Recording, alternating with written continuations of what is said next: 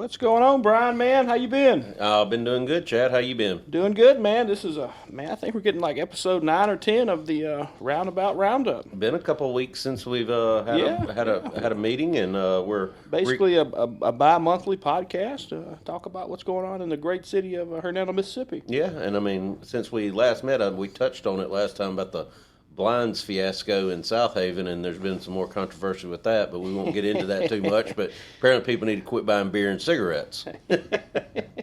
So Yeah, that got a little carried away. I was out of town for a little bit of that, but I was following on social media. That got a little carried away. But yeah, again, that's local government. That's the well, again, y'all should be thanking the South Haven alderman and mayor for there's been no attention on Hernando. getting the spotlight off us. Yeah, no attention on Hernando on social media the last few weeks. We hadn't really talked about it yet, but we're gonna start turning the calendar over to next year is going to be your statewide elections and your countywide elections. So that's going to take a lot of the notoriety, attention away from what's going on at the municipal level. So looking forward to that. I think we've had several candidates announced running for governor. Just had Lynn Fitch, I think, announced, the attorney general announced she's running for governor. So that thing's going to start heating up, and rumored that Shad White's going to announce for governor here and after the midterm election. So be interesting. Yeah, it'll be a fun time to cover politics. Yeah, they had the midterm elections coming up in November, but I think there's primary elections going on all across the country right now to determine who's going to control Congress and next term. So well, and you also not part of our podcast, but I'll touch on it because it does affect Hernando. You have the Robert Foster versus the state of Mississippi lawsuit going on. I tried to get an update on that today before we taped, and I don't think anything's been decided. I think it's still going through the court process. But for those of y'all don't know, Robert Foster and John Williams and another lady are suing the state of Mississippi over Katie Ligdon, I think, is the other plaintiff against over the judicial maps that we have approved in DeSoto County, or that the state approved, but it affects DeSoto County in the voting. So that'll be interesting. Hopefully by the next podcast, we will be able to give an update on how that was ruled. Yeah, so my understanding, I talked to a friend of mine who's been following that. I think they're doing closing arguments today. So they're going to be done either today, this afternoon, or tomorrow. And so, we'll the big thing on is Robert and those, I think it's 4 or 5 plaintiffs filed a lawsuit against the state of Mississippi regarding the judicial sub-districts they put in a law that passed in 2025, and he's basically saying those are, were created based on a racial consideration. So they're, with the Calais decision that came out, I think was it April or May, they're no longer constitutional. They need to be redrawn before they have an election. Well, and I can see both sides of it. I mean, people say the people against what Robert and them are doing, talk about that all we're doing is making Jackson mad and we're not going to get anything. Well, my argument to that is we haven't been getting anything anyway. So yeah, that's certainly a side you see. I know there's been some interaction on social media, and then I think the state basically responded in their briefing is that that he waited too long to file a lawsuit. We're already 2 or 3 months away from the election in November. So we'll see how that turns out. Yeah, well, he's asking for an injunction on the election. So if he gets that granted, obviously there'll be something done. If not, if he gets not given an injunction, the election will go on. And I think there's a lot of rumor that no matter what happens, they're going to redistrict those districts in the legislature session coming in January. January, yeah, because they're done for this year, I think. So right? it may take effect. It may not. I don't know. That's what the federal court's for. Well, on to our meeting, the August 4th Board of Alderman meeting for the city of Hernando. Every time I look at the agenda, I think it's not going to be anything to it. And then once again, our Alderman Piper, my good buddy BP, he came through again and added something to the agenda. It seems like every time. if you watched the meeting on YouTube, but when he said he wanted to add something, I kind of cracked it up a little laughing there. Well, I mean, that's like the 5th meeting in a row something's been added. Yeah. And that's been the things that have been added have been the main topic of the meetings when they've gotten added. And of course, that was added. He added on there to discuss the expansion of a turn lane at Dilworth and McIngvale, but we'll get into that near the end because we want to go in order of how the meeting took place, and that was added to the end of the agenda. And y'all had the consent agenda first, and you asked a question to the board attorney on, I think, the consent agendas G through J, if the attorney had reviewed them, and what was your reasoning for that? Yeah, so we're doing it. Have we talked much about MPO here? No, because I don't like boring stuff. Well, it's not too boring, but MPO, so Mississippi MPO, the Metropolitan Planning Authority or Office or whatever it is basically the federal arm for grants for infrastructure, sidewalk projects, interstate projects, things like that. It's kind of the federal arm. They're broken up all over the country that we can get federal grant money to DeSoto County, Shelby County. That we're all part of the Memphis metropolitan area, and so we got an MPO grant. And the good thing about MPO is they usually pay 80% of the cost or something. So we have an MPO project to do the Nesbit sidewalk. So the old downtown Nesbit area, we're going to be putting sidewalk there through MPO project to help with walkability and that. And I'm glad you brought that up because that'll tie into my argument later in this broadcast. And so if you looked at the consent agenda, if you pay attention to it, GHIJ, I think it's actually KLMN. It's several of the items there are going for right-of-way acquisition that we're getting there. And so we had an appraiser look at a piece of property and say, hey, that piece of property is worth $500. You can give that landowner $500 for his property. And so I just want to make sure that Pittman had a chance, or Steve Pittman, our attorney, had a chance to look over that, make sure that was legal and ethical, because some of those things are pretty, I think there's one piece of property that's like $16,000 or something. So now we're only paying 20% of that, but still it's to get that project going there. And I think there's some, it's no secret, I think like Lee Caldwell and John Caldwell have bought some property there too. I think they opened a coffee shop actually today. There's some other projects going on in that area to kind of revitalize the old Nesbit downtown, if you're familiar with that. But we are going to buy their property to put in sidewalks that is benefiting their property. And I will use that again later down the road when we get to talking about the Dilworth expansion. I know what you're getting at, but again, the city of Hernando is only paying 20%. There's a process for that. That's granted out, and a group of people vote on what's more important. And this project, for example, I think started in 2016, 17, and we're just now getting to this point of the project. So just get ready. I know what you're going to bring, but we'll be happy to talk about that when we get there. Well, and then the next thing on the agenda, I guess y'all are doing this in little steps, but the library was up, giving their pitch for getting their funding, and there wasn't much to that. She asked Lori Barnes, who is in charge of the First Regional Library here in Hernando.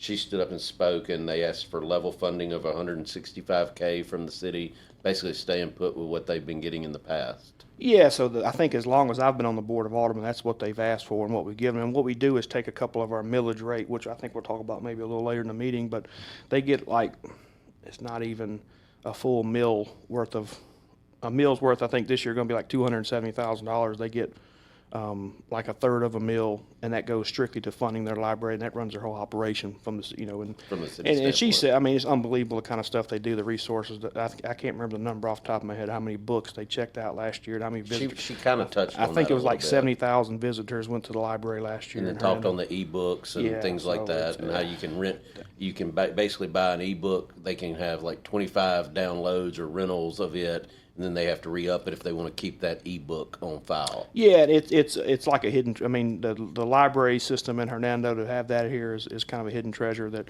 I know both my kids, when we were younger, we would go there and check out books, and you'd also get on the internet. There's Wi-Fi, there's computers. That's probably not as big as it used to be, but that at one time that was one place you go and log on to the internet or whatever. I won't talk about what you did on the internet. But anyway, very nice library there, and if I recommend if you got bored in one summer afternoon, that's a good place to go take your kids. Okay. And then the next thing on the meeting was back to the previous meeting where Austin, y'all had talked about the proposals to the downtown overlay ordinance, and y'all kept the district the same, right? There wasn't any expansion of the district. Am I hearing that correctly on the meeting last night? Yeah, so there was no, we had a fairly good discussion about it at the last meeting, and I think basically the consensus was to have Austin come back with a codified ordinance, was what she presented to us, in which we approved last night. But it didn't add to the downtown area, which I think in the meeting before y'all had talked about encompassing a little bit more area, but we didn't take any more area. Yeah, Austin had mentioned that the planning commission, when he showed this to them, I think a couple of months ago, they had a debate about maybe expanding the limits down to past, if you're familiar with like the railroad tracks right there, crossover Highway 51, past that, because that's kind of the limit. And I think we felt like once you get that far north, you're kind of away from the downtown Orlando. That's more. Well, and it would kind of look odd, I think, because the setbacks that were approved, you now have a front setback that the building has to be within 5 feet of the front setback, unless you have a porch, and then it's 10 feet.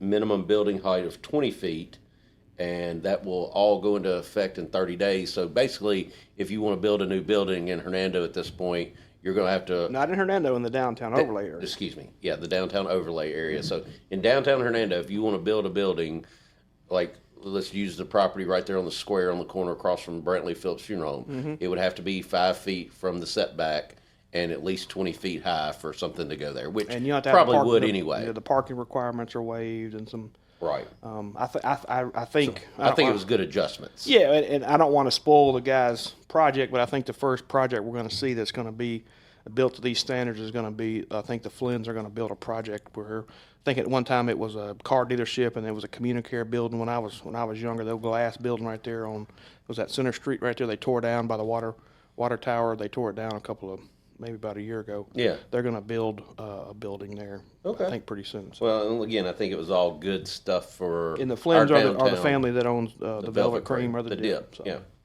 And then y'all did talk about the tax levies and no increase on our taxes on, in general, but estimating that we will have a 5% increase just from growth, like with Tractor Supply and other things that have come online since. Yeah, I think Alderman Kitchens asked a question about what, that's natural growth, and again, that's where we've replatted property that may be agricultural to now residential. They pay a different tax, things like that. I think Chip mentioned that there's a couple personal property items that they're a 10-year or 20-year abatement went off, so they pay more in personal property tax. And so we're going to see about $400,000 in additional revenue in our general fund budget, based just on natural growth and those changes. So well, and then Chip did say we were lagging behind on last year's projections, but he did, typical Chip fashion, he blamed Jeff Fitch for that. Jeff, if you're listening to this, you need to go back. Chip threw you under the bus a little bit on that one. Said we are lagging. His words were lagging behind on last year's numbers. So I think Alderman Piper brought up the fact that our motor vehicle estimations are low, and they are. And so we get those numbers from the tax assessor's office, and again, that's an estimate. But also, I think you have to remember too, Brian, is not everybody pays their car tags. They pay those throughout the year, so it's whenever you buy a vehicle.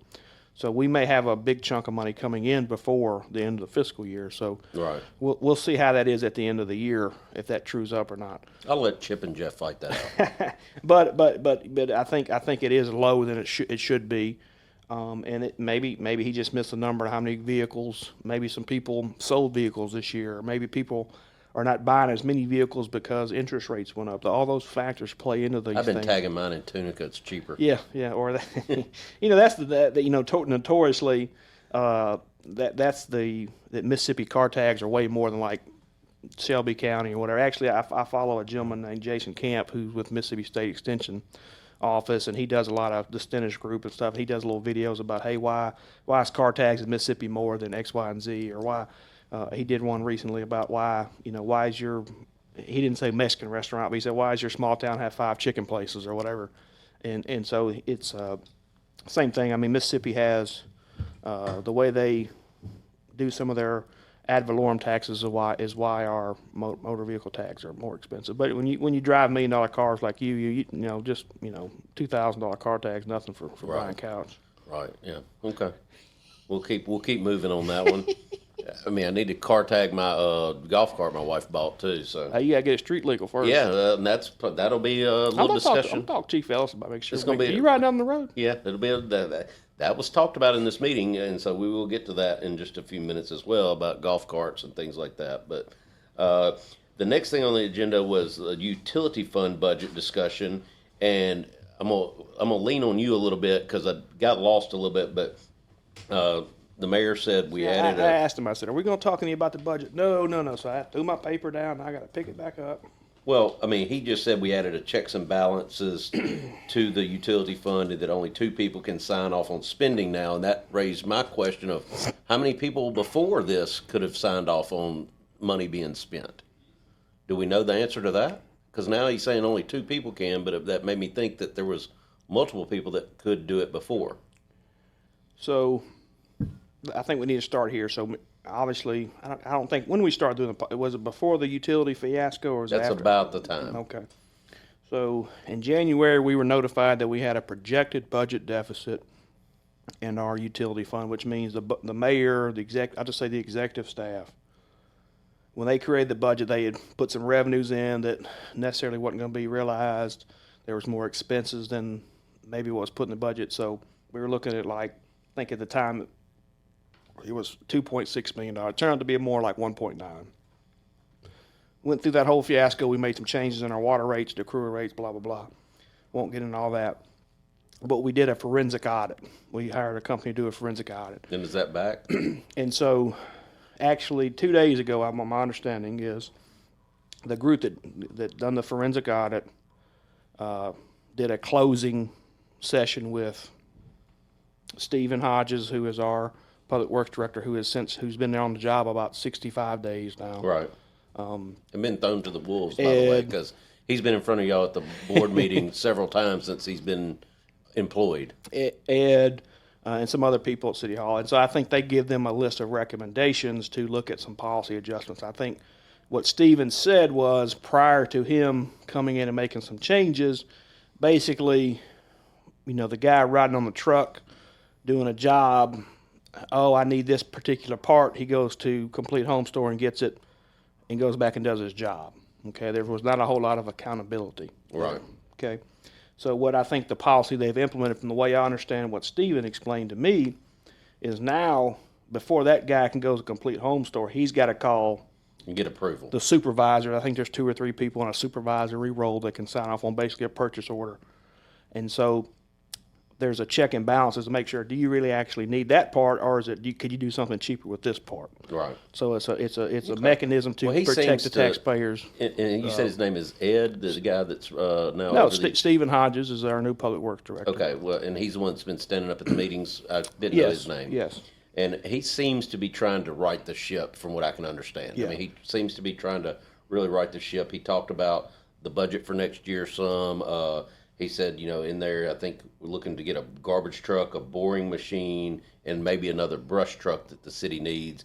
But he also made the point that, just using the boring machine as an example, he said the boring machine is $25K, but he said we spent $34,000 last year to outside contractors for boring. He said, now we'll still have to use outside contractors for some things, but this will save us money by making this purchase, by being able to do our own boring down the road. Yeah, I mean, and I think you're burying the lead, though. Our budget's going to come in about $1 million less than last year. Well, that's what I'm saying. He's trying to right the ship. Right. So we obviously we had the issue, and so I think Chip's being a little more transparent with the Mayor Johnson, to be respectful, is being a little more transparent on how he's preparing the budget. He's bringing us in, which we have a finance committee now of Alderman Lynch, Alderman Piper, and myself. And we met prior to the board meeting and kind of went over these numbers. But yes, he wants to buy some equipment to help lower some of the contractual costs that we have. So, like, for example, we had one thing we had last year, and this is May of 2025, but we had the tornado come through. And we spent, I can't remember the number, but 6 figures on limb removal. Right. And so one thing that Stephen had suggested was we buy a new brush truck, and we can do a lot of that ourselves now. If we get a brush truck with a boom or whatever big enough to pick up tree trunks, basically. Yeah. Well, and we need a boring machine because, the roads will, the roads, I mean, they did patch the hole on Mount Pleasant today, finally, that was going to bust some tires, but it did get fixed today. That's good. That's good. Then it was discussed, and I think, was this an across-the-board thing? Y'all were discussing pay raises, a 5% pay raise? Well, I think like Chip said at the meeting, is so when you talk about a budget, really there's 2 big, so you have a lot of fixed costs. We know what the electric bill is going to be. We know what the insurance for the employees are going to be. So those are all part of your budget, but those numbers are not really something you can talk about. You have capital expenses, what we just talked about, which is we're going to maybe get a loan for some new equipment to purchase and pay that over a 5-year term. And also the other big thing is basically your salaries for your employees. And I think the mayor had suggested 5% a across the board. 5% rate, a 5% increase across the board, which would get our lowest paid guys, the guys who were the lowest paid in the city of Hernando, would be $17.85. And my understanding that's very competitive across DeSoto County and North Mississippi, which is what we like to see. Now, I'm not saying that's where we're going to end up. That's the mayor. All this is a proposal. It's subject to change. It's going to take a majority of the board to pass it. The meeting got interesting at this point, so let's slow down a little bit. Because Alderman Kitchens suggested a merit-based raise system, and that kind of started a back and forth.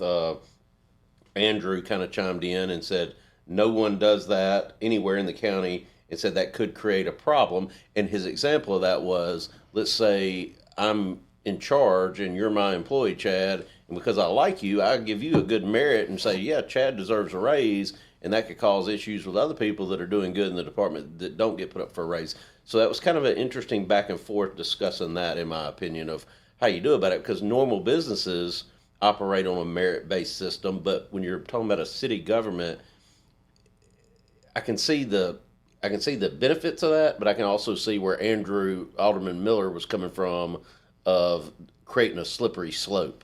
Yeah, and to be completely fair to Alderman Piper, he has suggested this multiple times over the last 4 or 5 years we've done a budget. In my experience, obviously I worked for DeSoto County for several years. 15. More than that. Okay. See all these gray hair? Way more than 15 years. Gotcha. And all these are because of DeSoto County too, so I'm just kidding. And I think for 3 or 4 years they tried to do exactly what was suggested at the meeting. Hey, we'll put the money in for 5% raise for every employee. And like say, at that time it was Sheriff Rasco. If you have an employee who's doing really well, you can give him 10%. And give somebody else nothing. Okay. That was the idea behind it. It sounds great. But in reality, what always happened is, guess what? Everybody got 5%. Because nobody wants to be the person that say, hey, you're terrible at your job, you're not getting anything this year. You're great at your job, you're getting 10%. Or whatever that breakdown is. And some people may not agree with that, but that's just the reality of working in government work. That's just part of it. I just found that back and forth interesting last night, and I don't really have an opinion on it because I haven't thought about it much, and I can see where it's a little bit more complicated. What I would like to see, and I didn't really bring this up last night because I think Alderman Miller mentioned it wasn't probably the proper time, is at some level a cap, whatever, if that's 75,000 or 85,000, 90,000, whatever that cap is, you get away from the percentages for those people. Okay. You give them $1,500 raise or whatever. Yeah, because 5% to somebody making $75,000 is a good chunk of money. But the people making less than whatever that cutoff is, you give them a 5% raise, right? That to me is more fair. Right. Because our high-end employees are doing fairly well and very competitive with like our police chief, our fire chief, our planner. I'm applying for the assistant director job in the parks. That job is probably not as much as you think. But anyway, our higher-end people are making pretty good money. And we've been very, very, and I haven't voted for every budget, Brian, but I've been this board, as a majority of the board, has been very, very good at giving out. I think we've done at least 3% every year, and I think 5% some years. Gotcha. And I know inflation's up. Their insurance is going to go up a little bit, so I'm not saying not to do anything, but I think we need to really look at that number. Yeah. Well, I mean, I don't think everybody deserves a 3% raise every year. I mean, my income goes up and down yearly. Sure. I mean, so that's just part of it. Sometimes you don't get a raise, sometimes you do. So. And prior to this board, there was many years they did not get a raise, and we were kind of playing behind, playing catch up with some people. I think when we took office, there were some employees making $10, $11 an hour, working in the public works department. Now, like I said, if this goes through, they're making $17 an hour now, but if we give the 5% raise, they're almost $18 an hour. Right. That's pretty competitive, and I think that's a pretty good job for the skill level required to do that work. Well, and then the next thing on the menu, on the agenda menu, I'm getting hungry. It's getting late at night, but had to get through all the traffic to get over here on McIngvale. Yeah, right. The traffic on McIngvale. But no, and I don't want to spend a ton of time on this because nothing was really done. But apparently, there's been an issue with golf carts and things like that, and people getting stopped and told they couldn't. And there was a gentleman that spoke, and it, talking about over at the new high school and the subdivision there with them wanting to cross the street on McIngvale, and I guess having a couple run-ins with the police stopping them and things like that. And basically, he stood up and just said, "Look, we're just trying to go across the street, which is under the ordinance. So we need to clarify our ordinance to get it more in line with what is expected, because obviously the constituents don't understand it, the police department don't understand it, everybody's interpreting it a little different." And Alderman Miller suggested getting the police chief involved to discuss what we can do to remedy that, and that was just a little bit of back and forth there. Don't want to spend a ton of time on that. Yeah, so basically, we passed a golf cart ordinance, I think, probably 2 or 3 years ago. Really hadn't heard a whole lot about. There's people moving into the Delta Landing area now. Right, and that's the subdivision. There's not a lot of connection over there to other things. I think so. Some families are driving over to the high school. By the letter of the law, they're not supposed to. It's not something. And the guy who explained it, I understand what he's saying, but I think he's being a little disingenuous. It's not so much just a straight shot. You're actually going across. Then you're kind of going left a little bit. It's not direct connection. Well, and Alderman Piper even made the point that golf cart rule was really put in for like little hub areas. Like, hey, I live in this area. I want to be able to ride around this area. It wasn't made to go from Delta Landing over to the tanning beds down at Oak Grove Road. So It's not for you to drive your car. I mean, your golf cart all across. And I think it's got to be 35 miles or less. And Alderman Robinson's the only one I know that actually does that. I mean, he's the worst Is abuser. his even got a sticker on it? I don't know, but I was like, man, we're going to ruin Bruce riding around town on his golf cart. Well, he goes and sees his brother a lot. Anyway, but we're going to bring that up. We have an ordinance committee that I'm a part of with Alderman Kitchens and Alderman McClendon. I think we're going to bring this up at our next meeting and maybe come up with some type of solution to. And I understand the guy just wants to go over to the high school. I don't really see a big problem with that. We just got to make sure. Yeah, got to figure it out. Well, we got to make sure we're not handicapping the police, because they're going to do what the law says. And if we need to change the law a little bit to make that a bill, right. The easy thing would be to make that section of McIngvale 35 miles an hour or less and be done with it. But we'll go from there. Good luck getting those kids to drive 35 miles an hour going to the high school. Hey, I come in from the north when I drop my. I knew the shortcut now. Well, and then the added item agenda was the last thing really discussed, and I actually had this on my list to talk about today, and didn't know Alderman Piper was going to bring it up, and so when he brought it up, I was excited. I was like, well, it gives me an end to that anyway. But it was talking about the traffic at the new middle school, which is the old high school, and I brought it up I think on one of our first podcasts about it. Yesterday at 1:30 in the afternoon, there's people lining up for 255 or 250 pickup, and then what happens is, because that road, there's certain sections you can pull off, but then by yesterday at 2:30 when I went by, still 25 minutes before school lets out, it's a parking lot all the way past Wesley Meadows, which means by the next 20 minutes when school got out, it's down there by the bank at Byhalia Road, and it's a parking lot. It's not a stop and go or just slow traffic like if you're going up Getwell, where DeSoto Central and all the people trying to get to North Point. It's slow going in the morning. You know that. It's slow going in the afternoon. You know that. Sure. This is not slow going. It's a parking lot on McIngvale, and it's got to be addressed. And Alderman Piper said he has talked to DeSoto County Schools. And they basically said it's not their problem. Is kind of what he said in the meeting last night. They said they legally can't do anything. Legally can't do anything. Which is what we're going to get into in just a minute. And I think is BS. And I think because I know where you're going, we had a brief discussion about this, but we need to widen that lane all the way down. And if I remember correctly, McIngvale is almost like the Interstate 55. It has been in the works to say that that's supposed to be a 5-lane road with 2 lanes and a middle lane for turning for the last 20 years. So extending that, yes, you're helping property values. Same thing you're doing in Nesbitt with the sidewalks. Extending that, asking DeSoto County Schools to pitch in, because it's a problem for both. It's not on the administration of the school. They're handling the school. They can't be out there telling people they can't line up, right? The principals and administrators of the middle school can't be doing that. They've got to deal with school. So it comes back to the county and the city to figure out a solution, because what's going to happen is how many times do you think an ambulance goes to Wesley Meadows? At least once a day. You're not going to get me to say it's not a problem. I agree with you. And so when it's a parking lot, and it is a parking lot, I got caught in it a couple times last year. Now I know better. I don't even try to go that way in the afternoons at 2:30. In the mornings, it's slow, but it's still moving. In the afternoons, it's not moving because the school system won't let them pull on Dilworth, and so they're lining up. And once you get to a break where there's not the side little section to park on, now they're in the roadway, which is a 2-lane road, and they're just stopped for 30 minutes. So it's at a standstill traffic for a good 30 minutes every single school day.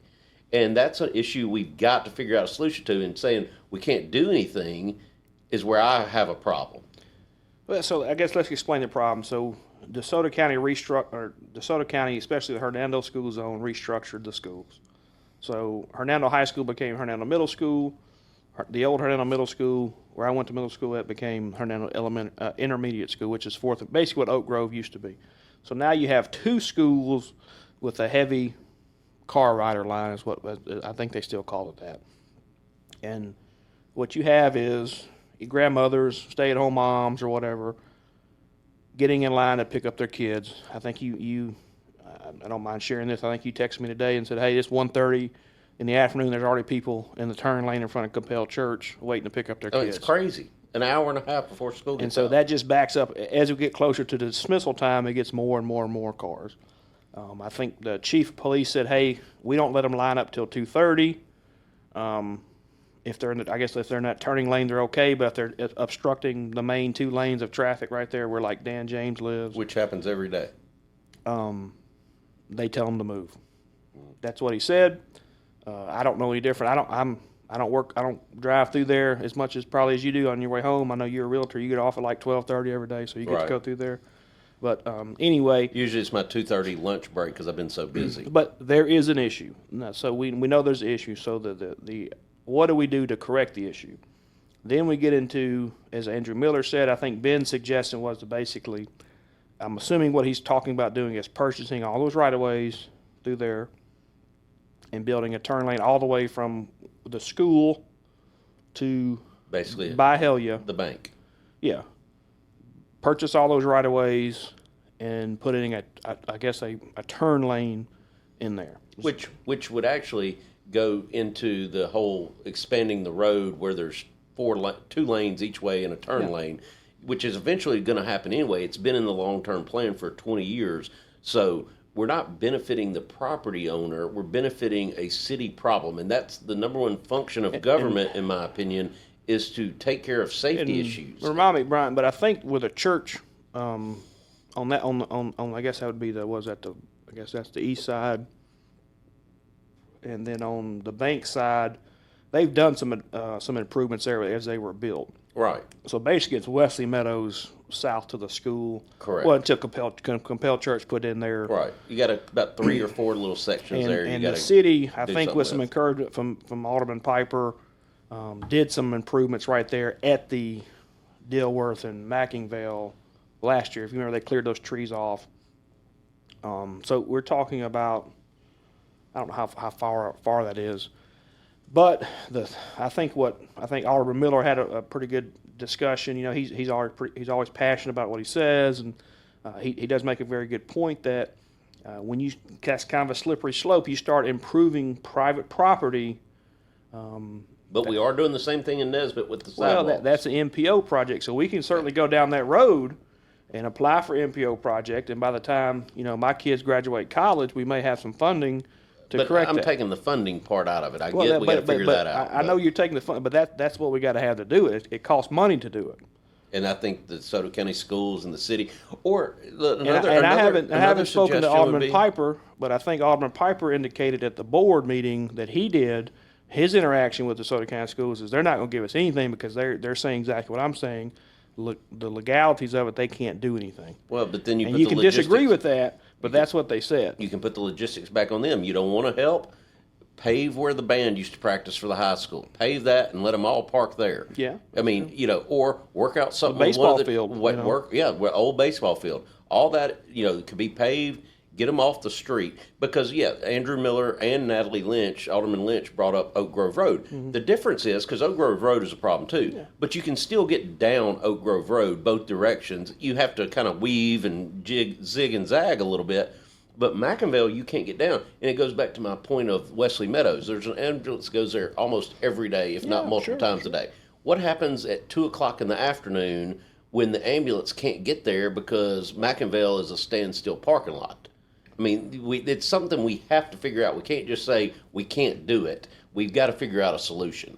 Well, so I think the way we left the discussion was that I think the city engineer was going to look at see maybe some projections to see what it would cost. You know, we're going to have to obviously see if we're going to bite that bullet and make some improvements there and kind of go down that slippery slope. Because again, I could see people on Oak Grove saying, "Okay, you did that one. That's a problem. You just admitted it's a problem on Oak Grove when you're doing mine." Yeah, and it is a problem in both places. All school zones are a problem, just like I brought up earlier, DeSoto Central in that area. But at least traffic is still moving. You might not be moving very fast or very far, but at least you're moving. On McIngvale, you're not moving. It might as well be deemed a parking lot. And that's kind of where I'm at with that. And, of course, that'll carry over to the next meeting. Joe Frank, like you said, Joe Frank was asked to get numbers to see what it would cost. But it is something that the city has to address. I think it's going to be expensive. I think you told me that Ben told you maybe $250,000. I hope it's that cheap. If it's something like that, we make it look at it. I'm afraid it's going to be a little more than that. Because I think there's some pipes you have to move. There's some utilities you're going to have to move. All right. Well, that'll be something we'll address. You know, we'll get some more information from Joe Frank and maybe next podcast. I think we had a pretty good debate, but that's a good problem to have. That means you got a bunch of kids and you got a bunch of parents involved with your children that's going to pick up the right. You know, you got a bunch of car riders. That's a good thing. You know. Well, and the problem is that used to be a high school, and half those kids drove, and half of them weren't there at the end of the day. Well, you know this. I mean, it's not cool to be a car rider when you're in 9th grade, 10th grade. You want to be a. Well, and half those kids weren't at school at the end of the day. Yeah, I mean, my kids. Yeah, I mean, the last 2 years, my kids' junior and senior year, they were hardly even at school. They definitely weren't there at the end of the day. And so you're doubling maybe quadrupling the number of cars. Well, especially the 4th or 5th grade school. That I would say probably half and half are car rider and bus rider. So, and I will say that the chief of police after the meeting we talked about it. I think there's some things maybe that Hernando Intermediate School can do with their line to, make it quicker once they start going, things like that. So they're going to look at that as well as what we're talking about doing with some infrastructure improvement. Well, in the middle school, in their defense, they did put out something on social media before school started, and in it, I tried to find it. I couldn't find it. I think it was on Hernando Happenings, but they had posted their map, and they did say, do not block McIngvale under any circumstance. Of course, that went in one ear and out the other. Well, like Andrew Miller was, he made the joke that, sometimes those grandmas get there and they pull out their book and they're reading the book until 45 minutes they pick up their kid. Cause hey, you got to be the first one in line. Well, I mean, if you're there that early, you could listen to Joe Rogan's podcast. So if you're in the car rider line at 1:30, listen to Joe Rogan, and you got plenty of time to listen to it. That's right, the whole 2 hours. And of course, we've gone a little bit longer than we normally do on this one, but we actually thought we had nothing to talk about, and it turned into something. And we'll have another meeting beginning of. I think the 18th, and I do think I'll break some news here. I think we will have the folks from BDO be at our meeting on the 18th to. From where? The company that did the forensic audit. They will be at our meeting on the 18th to kind of go over that forensic audit, and we will make that public. So anybody listening to this podcast, be paying attention to the next Alderman meeting, because we will get an update on the forensic audit. Well, they're going to do a complete presentation on the audit and what they found. So we'll go from there. All right. Well, if that's it, I don't have anything else for this episode. Do you, Chad? Man, I think that's it. Well, until next time, I'm Brian Couch. I'm Chad Wiggers. Thanks for listening. Round the Roundabout. Woo-hoo.